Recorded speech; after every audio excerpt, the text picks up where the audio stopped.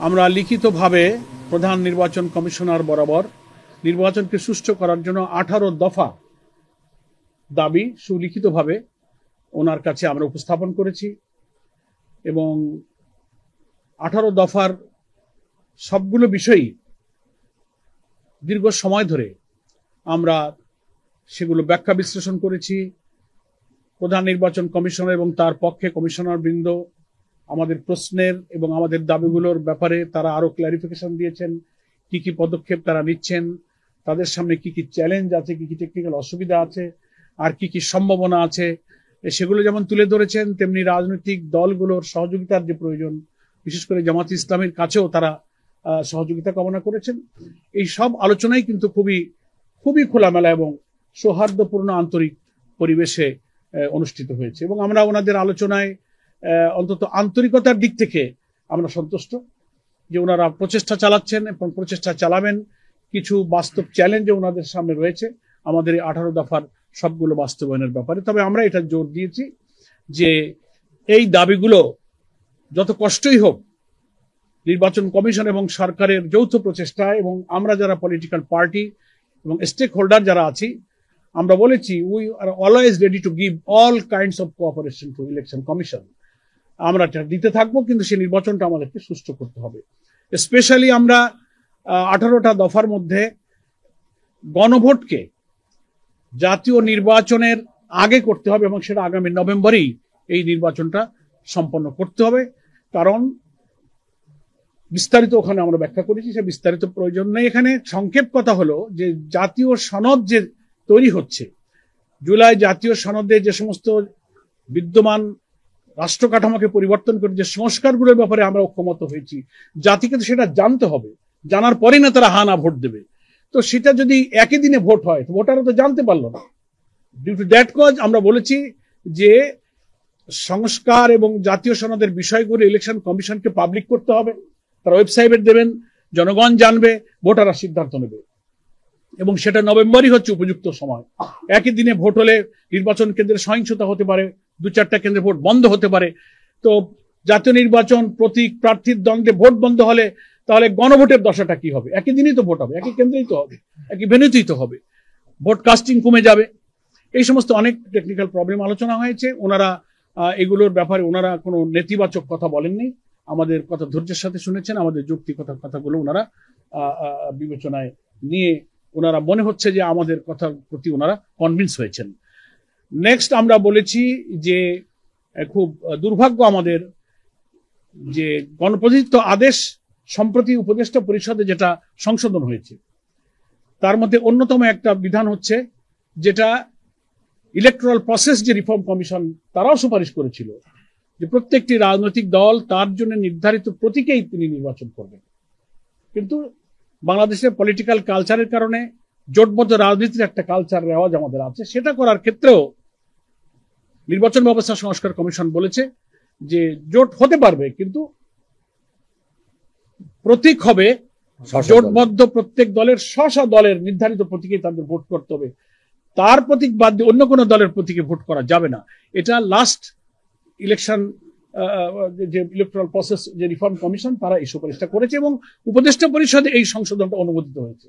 এটা হওয়ার পরে আমরা দেখলাম গত সম্ভবত 25 তারিখে একটি দলের পক্ষ থেকে এসে এটাকে আবার সংশোধন করার জন্য বলা হয়েছে, এটাকে আপত্তি জানানো হয়েছে।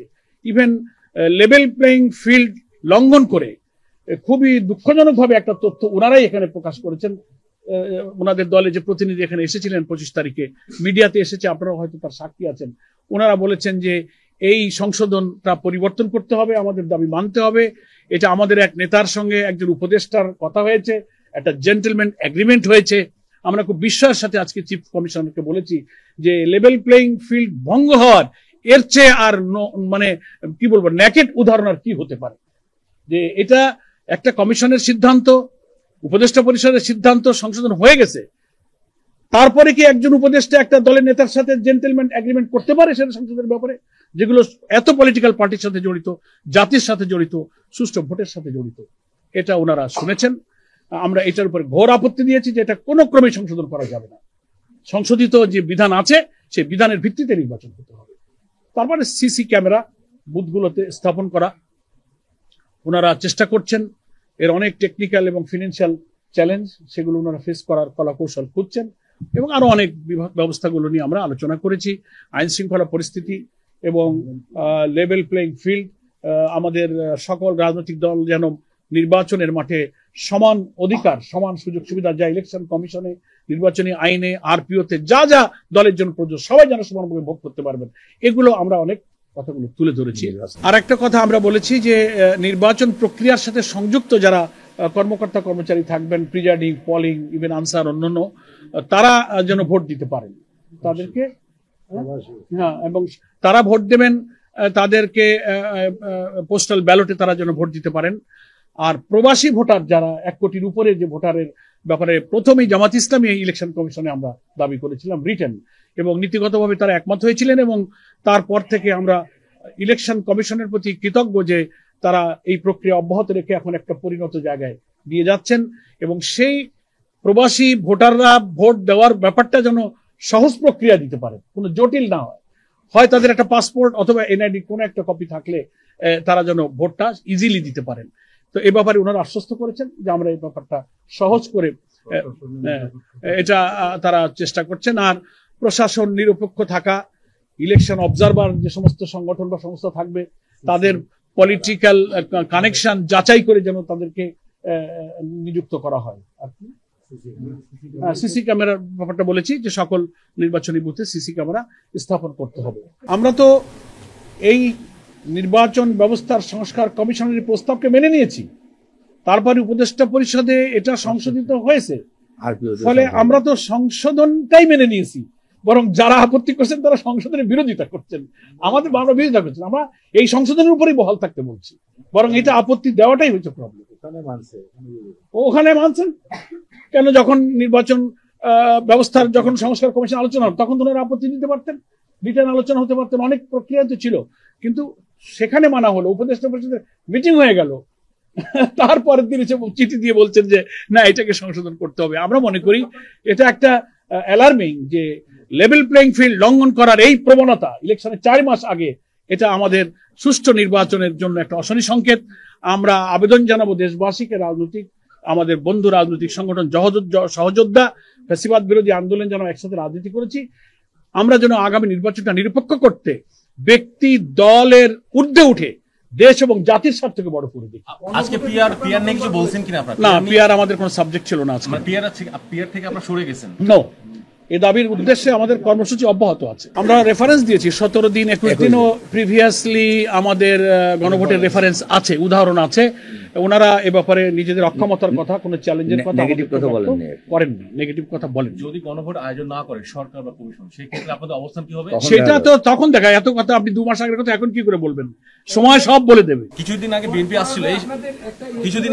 আসছিল, বিএনপি এসে বলে গেছে ইসলামী ব্যাংক সহ কিছু প্রতিষ্ঠানের কর্মকর্তাদের নিয়োগ না দেওয়ার ব্যাপারে আপনাদের অবস্থান কি? এটার পরে আমরা ঘোর আপত্তি, আমরা স্টেটমেন্ট দিয়েছি, আপনারা হয়তো শুনেছেন, মিডিয়াতে আমরা বলেছি পরিষ্কার, আমি স্টেটমেন্ট দিয়ে বলেছি এটা খুবই দুঃখজনক যে প্রতিষ্ঠানগুলো আর্থিক প্রতিষ্ঠান, বেসরকারি প্রতিষ্ঠান, অনেক প্রতিষ্ঠান এরকম আছে, এবং জামাত ইসলামী যে প্রতিষ্ঠানগুলোর কথা ওনারা বলেছেন এর কোন একটার মালিকানার সাথে জামাত ইসলামের কোনো সম্পর্ক নাই। ওনাদের নেতৃবৃন্দের পরিচালনায় বহু ব্যাংক আছে, তাহলে তো ওইরকম হতে লাগলে তো আমরা ওই সমস্ত ব্যাংকের তালিকা দিয়ে আর একটা বিবৃতি ইলেকশন কমিশনে দিয়ে দেবো। এটা একটা ব্যাড ট্রেডিশন, এটা উচিত নয়। আমরা বিভিন্ন গুরুত্বপূর্ণ প্রতিষ্ঠানকে টার্গেট করে বিতর্কিত করার এই অরাজনৈতিক চিন্তাটাকে আমরা খুবই দুঃখজনকভাবে দেখছি, এটা থেকে পরিহার করা উচিত। আমরাও তো কাউন্টার বহু প্রতিষ্ঠান আমাদের আছে, যারা বিএনপির বড় বড় নেতারা ব্যাংক চালান, প্রতিষ্ঠান চালান, হাসপাতাল চালান, একটা তালিকা আমরাও দিতে পারতাম, কিন্তু আমরা রাজনৈতিক শিষ্টাচারের কারণে আমরা এই কাউন্টারটাকে খুব ভালো মনে করি।